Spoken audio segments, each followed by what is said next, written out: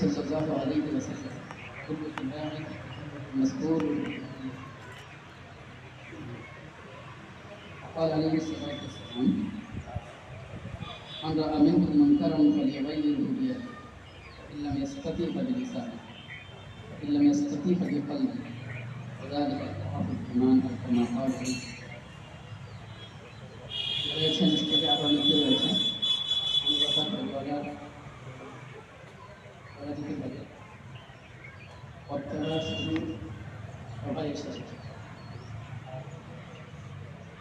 এই সংগঠনের ভিতরে একটা অংশ এই অর্থে যে আমি এখানে আসতে ভালো লাগছে। মানবতার পরিবারকে যদি আমরা কোরআনের আয়াতে খুঁজি না, আমার মনে হয় কুনতুম খায়রা উম্মাতিন উখরিজাত লিন-নাস এই আয়াতে খুঁজে পাওয়া যায়। আল্লাহ এখানে ঈমানের কথা পরে বলছেন, প্রথমে বলছেন মানুষের জন্য কাজ, ভালো কাজে তাদের উদ্বুদ্ধ করা এবং খারাপ কাজ কেউ যদি করে সেই খারাপ কাজ থেকে তাদেরকে বিরত রাখতে সচেষ্ট হওয়া। তারপরে বলছেন এবং ঈমান রাখা। এই হচ্ছে খায়রে উম্মাত, সর্বশ্রেষ্ঠ জাতি, সর্বশ্রেষ্ঠ উম্মত হওয়ার জন্য এই যোগ্যতা রাখে, এই ক্রাইটেরিয়া রয়েছে। প্রথম ক্রাইটেরিয়া আল্লাহ এখানে দিয়েছেন যে মানুষের ভালো কাজের জন্য উদ্বুদ্ধ করা, খারাপ কাজ থেকে নিষেধ করা এবং ঈমান আনা, অত উন্নয়ন আনা এবং ঈমানের সাথে মানবতার ফেরিওয়ালা এর প্রত্যেকটা সদস্য আমার মনে হয় এই আয়াতের অংশ এবং এই আয়াতের এক একজন সুন্দর মিস্তাক কথা। এই আয়াতে যে বিষয়টা বলা হয়েছে এই বিষয়টা পরিপক্ষ করার জন্য সকলেই এক একজন সংগ্রামী, এক একজন শিল্পী, এক একজন মুজাহিদ। কেন তাদের এটাই সংকল্প যে মানুষকে ভালো কাজের দিকে নিয়ে আসা। আর যত রকম খারাপ কাজ আছে সমাজে, যে সমস্ত কাজগুলোকে খারাপ বলা হয় প্রত্যেকটা ধর্মে সেইগুলোই খারাপ করা, ম্যাক্সিমাম ধর্ম অত্যাচার করা, মদ্যপান করা, তার উপরে টর্চার করা। আর যত রকম ভালো কাজ রয়েছে যেগুলো সমাজের কাছে, সমাজের মানুষের কাছে ভালো কাজ বলে বিবেচিত, ইসলাম সমুদ্রকে প্রত্যেকটা ধর্মে সেগুলো ভালো কাজ হিসেবেই বিবেচিত হয়েছে। মানুষের পাশে থাকা, দুর্বল ছেলেকে খাদিজা রাদিয়াল্লাহু তাআলা আনহা, আল্লাহ রাসূল সাল্লাল্লাহু আলাইহি ওয়াসাল্লাম নবুয়ত প্রাপ্তির আগে প্রথম মহিলা নবুয়ত প্রাপ্ত হয়েছে। সেই সময় যখন ভয় পেলেন যে আমার সাথে কী ঘটবে, এমন কেন ঘটবে, কেউ একজন অপরিচিত আসলো, আমি তাকে চিনি না, জানি না, আমাকে পড়তে বললো, আমি পড়লাম, করতে পারছিলাম না, একটা আতঙ্ক।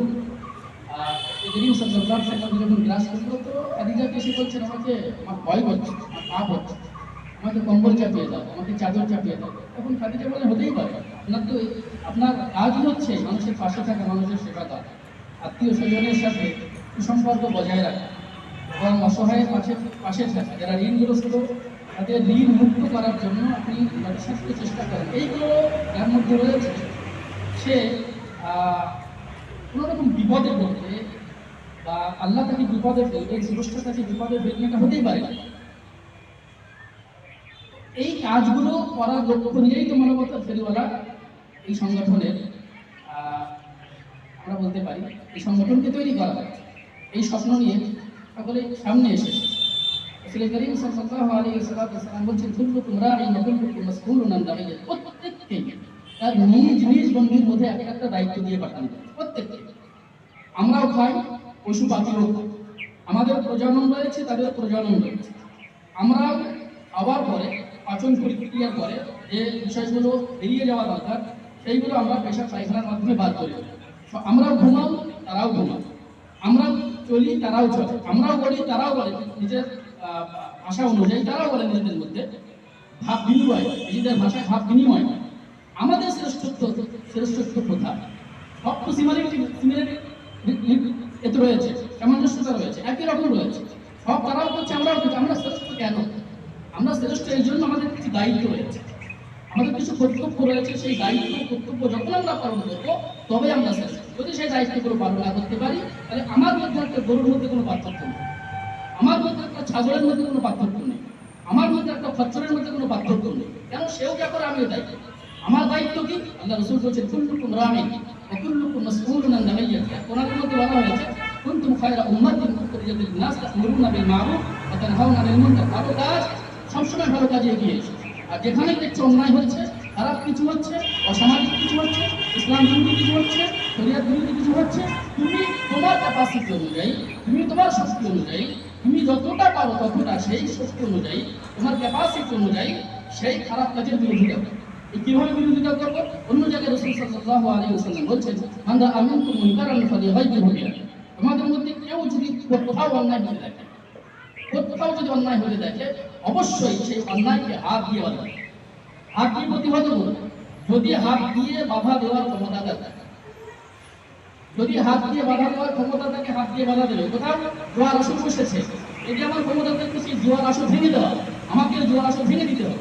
আমি কোথাও যাচ্ছি, মদের আড্ডা বসেছে, সেইখানে যে আমার যদি ক্ষমতা থাকে, আল্লাহ যদি যতটা পাওয়ার দিয়ে থাকে, সেই মদের আড্ডায় যে মদের বোতলগুলো ছুঁড়ে ফেলা এবং তাদেরকে তাদের মতো করে যদি বুঝতে না চায় তাদের ভাষায় বোঝানো।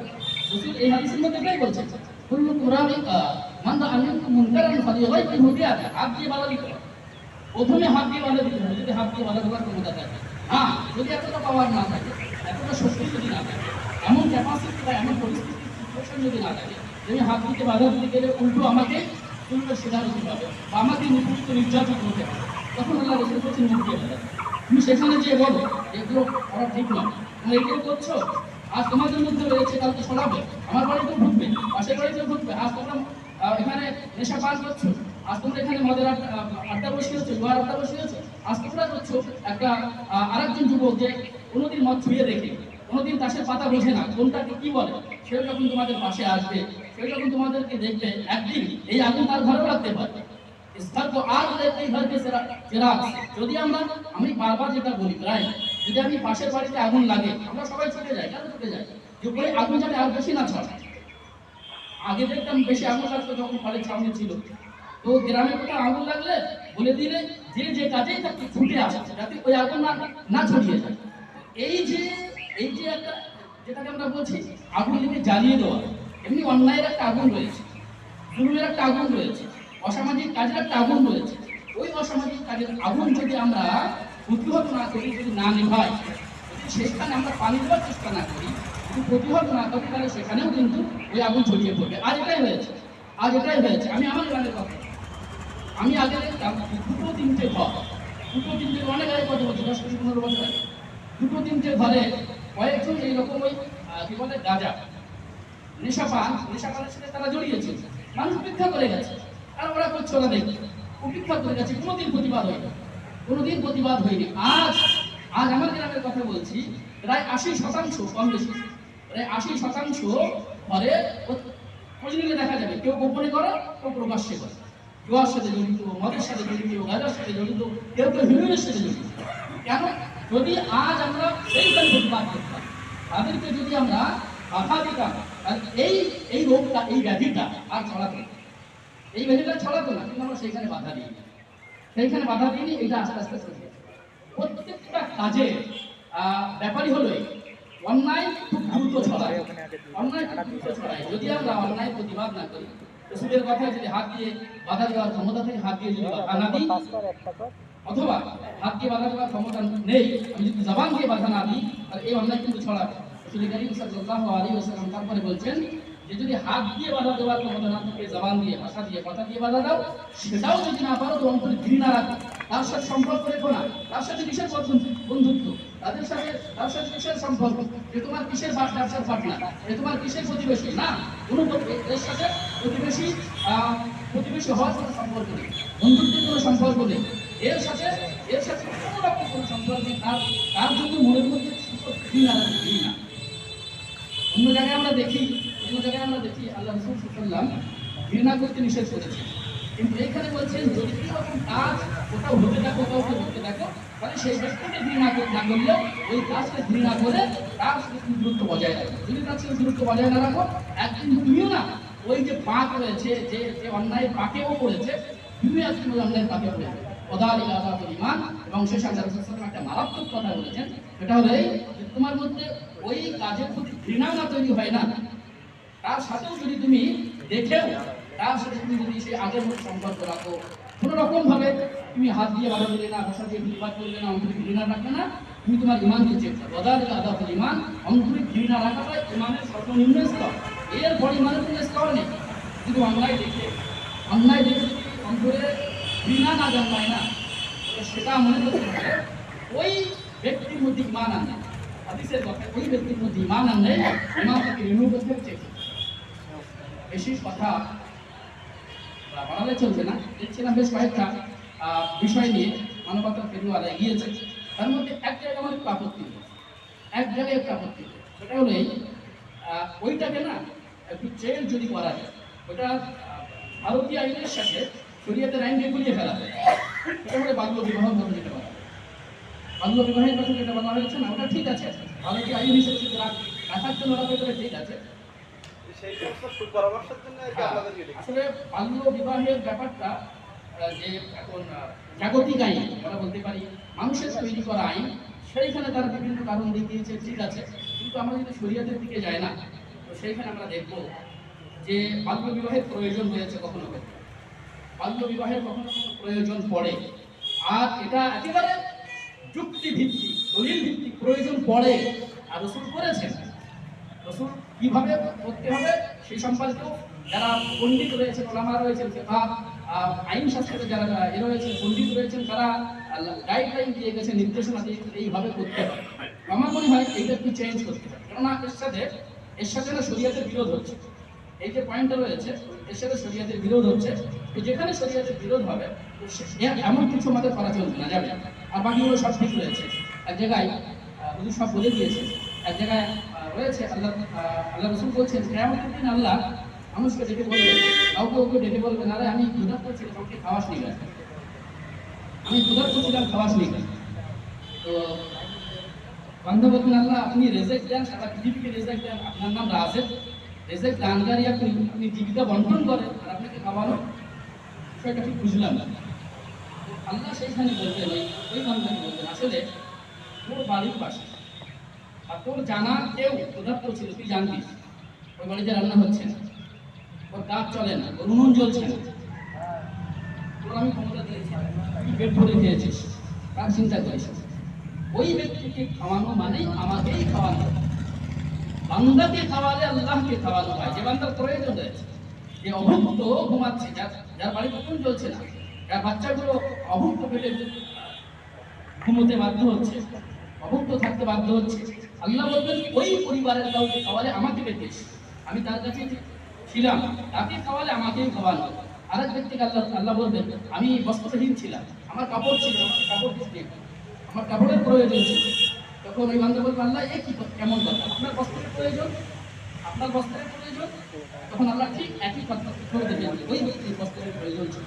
ঠান্ডা রাতে তুই তো একটার পর আরেকটা কম্বল কিনেছিস, তুই ঠান্ডা রাতে ভালো ঘুমিয়েছিস, ভালো জায়গায় গেছিস, ভালো বস্ত্র পরে, কিন্তু আমার এই বান্দা ঠান্ডা থেকে বাঁচার জন্য তার কাছে বিশেষ গরম কোনো পোশাক, তার বাড়িতে তার ছেলে মেয়েদের ভালো কোনো পোশাক, কোথাও যাবে এইরকম ভালো কোনো পোশাক ছিল, ওই বান্দাকে যদি করাতিস আমাকেই করা, এইরকম ভাবে আল্লাহ বান্দাদের বলবে। এই যে মানবতার পরিওয়ালার যে নীতি নেওয়া হয়েছে, শিক্ষার বিস্তার ঘটানো, অন্যায় প্রতিবাদ করা, যেটা উম্মতের মধ্যে বলা হলো, বান্দা আমি এর মধ্যে বলা হলো, সবগুলোই কিন্তু হাদিস ভিত্তিক, কোরআন এবং হাদিসের মধ্যে এইগুলো রয়েছে। এইগুলো আমাদের দায়িত্ব ছিল, কর্তব্য ছিল। সব থেকে আক্ষেপের বিষয় হলো আমরা মনে করি যে মাদ্রাসায় দেওয়া বিরাট বড় দান, অবশ্যই দান, অস্বীকার করার কোনো জায়গা নেই। মসজিদ নির্মাণ করা এবং মসজিদে দান দেওয়া বিরাট বড় দান, অবশ্যই দান। কিন্তু আল্লাহ যে পাশাপাশি এটাও বলেছেন, অভুক্তকে খাওয়ালে আমাকে খাওয়ানো হয়, আর যার বস্ত্র নেই তাকে কাপড় দিলে আমাকে দেওয়া হয়, এইগুলো বেমানও ভুলে যায়। আর সারা বিশ্ব জুড়ে যত বড় বড় মানবাধিকার এগুলো রয়েছে, সংগঠনগুলো রয়েছে, সব অন্যদের হাতে। সব অন্যদের হাতে। মুসলমানদের কর্তব্য ছিল যে বড় বড় যে সংগঠনগুলো রয়েছে যেগুলো মানবিক বিপর্যয় হয়, প্রাকৃতিক বিপর্যয় হয়, সেখানে তারা ঝাঁপিয়ে পড়ে। রেড ক্রস উপায় তার জন্য সারা বিশ্বব্যাপী তারা কাজ করে, সারা বিশ্বব্যাপী তারা কাজ করে। কোন জায়গায় কাজ করছিল? শিক্ষায় কাজ করছে, সেবায় কাজ করছে, উন্নয়ন করছে, সেখানে তারা ছুটে চলে যাচ্ছে। এই কাজ তো মুসলমানদের ছিল। আজ আমরা কিসে মেতে উঠেছি? আজ আমরা মেতে উঠেছি নফসে গোলামি। সবাই নিজের নিজের স্বার্থের কথা বলে। আমাদের চারপাশে বহু সংগঠন রয়েছে, আলহামদুলিল্লাহ তারা কিছু কিছু ভালো কাজও করে, কিন্তু তাদের মধ্যে যে ব্যাধিটা সবথেকে বেশি, তাদেরকে খারাপ জায়গায় নিয়ে গেছে, সেটা হচ্ছে তার সংগঠনের গোলামি। গোলাম হবে আল্লাহ, গোলাম হবে আল্লাহ রসুলের, গোলাম হবে গোলামরা যেটা করেছেন সেই সমস্ত মধ্যে আছে, এটা আমরা বলি। কিন্তু তারা ভালো কাজের মধ্যেও তারা সংগঠনের গোলামি করে, কেউ ব্যক্তির গোলামি করে, কেউ পকেটের গোলামি করে, কেউ স্বার্থের গোলামি করে তাদের সংগঠনের দিশাকে একেবারে বিপদে করে দিচ্ছে। এই জন্য সেখান থেকে কি হচ্ছে, মানুষের মধ্যে ঐক্যের কথা না বলে বিভেদের কথা বলা, মানুষের মধ্যে মিল মহাব্বতের কথা না বলে মানুষের মধ্যে ফাটলের কথা বলা, মানুষের মধ্যে দূরত্ব কমানোর না কথা বলে দূরত্ব বাড়ানোর কথা বলা। তো এই লক্ষ্য যদি কোনো সংগঠনের মধ্যে আসে, যে সংগঠনের কাজ করতে হবে, সংগঠন যেটা করবে সেটাই ঠিক। আমি একটা কথা বারবার বলি, এটাই ঠিক না, এটাও ঠিক করতে হবে। আমি যেটা করছি আমারটাও ঠিক, আমারটাই ঠিক, যেই করবো না সেই সমস্যা চলবে। যত ছোট বড় সংগঠন রয়েছে, যত ছোট বড় সংগঠন, সবারই একটাই বক্তব্য, আমারটাই ঠিক। আর ভাই তোমারটাই ঠিক বাদ করবো, আমারটাও ঠিক। এই তাই আর কারোর মধ্যে পার্থক্য বুঝতে হবে, তাই আর কারোর মধ্যে পার্থক্য আমরা বুঝে দিই না। আমাদের মধ্যে অনেক বিবাদ শুরু হয়েছে, এমনি যুগে ভাই আমিও করছি যেটা আমার ক্ষমতা অনুযায়ী, আমারটাকে আমাকে করতে দাও, আমারটাও ঠিক, আমিও করছি, তুমি যেটা করছো ঠিক আছে, তোমাকে আমি সমর্থন করি, তোমারটাও ঠিক। তো তাই আর কারোর মধ্যে পার্থক্য আমাদের যদি আমরা না করতে পারি, যদি আমরা সংগঠনের গোলামি করি, যদি ব্যক্তির গোলামি করি, যদি স্বাস্থ্যের গোলামি করি, তখনই কিন্তু অন্য যে সমস্ত সংগঠন আজ চলছে, আমি প্রায় বলি, এদিন জমাতেও বলেছি যে এমন কোনো মেহফিল নেই, এমন কোনো জলসা নেই, 90%, আমি যদি একটু কম করে 90%, 90% জলসা দাদা সরাসরি উৎসাহ রচনা, এই করেছে, ওই করেছে, আর কতটা 20টা মাইক দেওয়া হয়েছে, সারা রাস্তা জুড়ে মাইক দেওয়া হয়েছে, সেখানে অন্যরা হাসছে। এদের কোরআনে এইসব রয়েছে, এদের হাদিসে এইসব রয়েছে, এদের রসুল এইসব শিখে গেছেন, এদের আল্লাহ এইসব কথা বলে, যে আগে অন্যের উপরে গাদা ছোড়ো, কে করছে না? এগুলো কি কোরআনের কথা? আর আমরাই বলি গীবত করা হচ্ছে, মৃত ভাইয়ের মাংস ভক্ষণ করা, আমরাই বলি আবার। আর আমরাই 20টা মাইক লাগিয়ে, আমরাই 20টা মাইক লাগিয়ে কি হচ্ছে, উৎসাহ বাঁচাচ্ছি, জীবন তৈরি করছি, পরনিন্দা করছি, তাও আগে আরেকজন আলেমকে। এই জন্য আমার করজোড়ে নেবে না, আমাদের এই সমস্ত অন্যায় বিরুদ্ধে সোচ্চার হতে হবে এবং আমাদের রুখে দাঁড়াতে হবে।